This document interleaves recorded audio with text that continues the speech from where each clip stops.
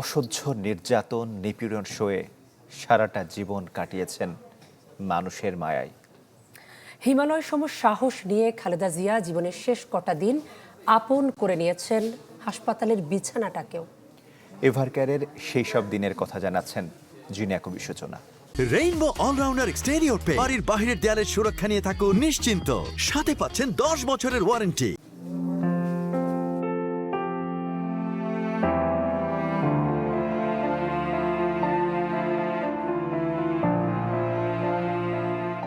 এভারকেয়ারের সাদা বিছানাটাই হয়ে ওঠে শেষ জীবনে তার সবচেয়ে আপন।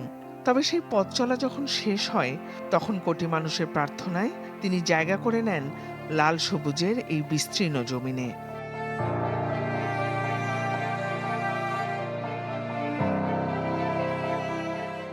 অবিরত যে সংগ্রামী জীবন হার মানেনি স্বৈরাচারী রক্তচক্ষুর মুখে, যে জীবন বুক চিতিয়ে মানুষের কথা বলেছে বুলেট বেয়োনেটের সামনে, সেই জীবনও একদিন বয়সের ভারে ক্লান্ত হয়।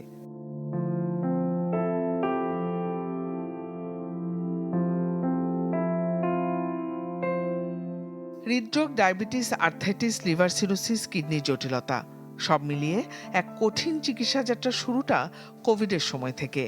এরপর সাবেক প্রধানমন্ত্রী স্বজনদের বিদেশে চিকিৎসার হারিয়ে যাওয়া আকুতিতে তিনি আশ্রয় পান এভারকেয়ারেই, যেখানে অধ্যাপক শাহাবুদ্দিন তালুকদারের নেতৃত্বে দেশি বিদেশি বিশেষজ্ঞদের সমন্বয়ে গঠিত মেডিকেল বোর্ড তার তদারকি করেছে দিন রাত।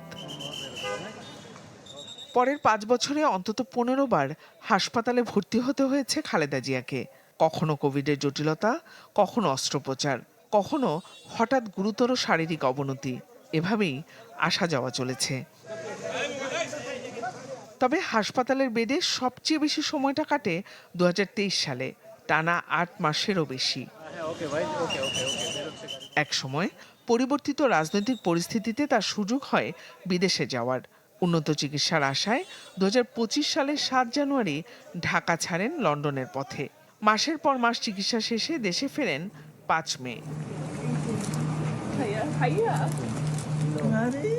তবে সর্বশেষ 23 নভেম্বর সেই যে গেলেন এভারকেয়ারে, আর ফিরলেন না। শারীরিক অবস্থার অবনতি হলে তাকে নেওয়া হয় সিসিইউতে, পরে আইসিইউ সাপোর্ট, আরও খারাপ হলে ভেন্টিলেশনে। একাধিকবার বিদেশ নেওয়ার প্রস্তুতি নেওয়া হলেও মেডিকেল বোর্ডের সিদ্ধান্তে থাকলেন দেশেই। 25 ডিসেম্বর মাকে দেখতে হাসপাতালে গেলেও তারেক রহমানকে চিনতে পারেননি খালেদা জিয়া। সেই মুহূর্তে পাশে ছিলেন নাতনিরাও। 29 ডিসেম্বর ডায়ালাইসিস চলাকালীন হঠাৎই আবারও অবনতি হয় শারীরিক অবস্থার। এই অবস্থায় উনি অত্যন্ত একটি সংকটময় সময় অতিক্রম করছেন। মেডিকেল বোর্ডের টানা চেষ্টা, চিকিৎসকদের নিরন্তর পরিশ্রম একসময় হার মানে। 30 ডিসেম্বর ভোর 6টায় বাংলার বুকে নেমে আসে এক বিষণ্ণ ভোর। মৃত্যু নামক অমোঘ সত্যের কাছে হার মানেন সারা জীবনের আপসহীন এই নেত্রীও।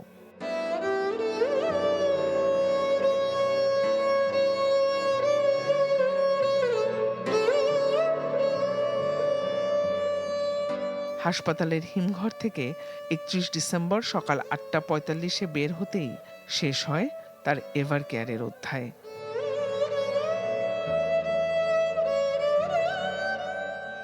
জিনিয়া কবির সূচনা, চ্যানেল 24, ঢাকা।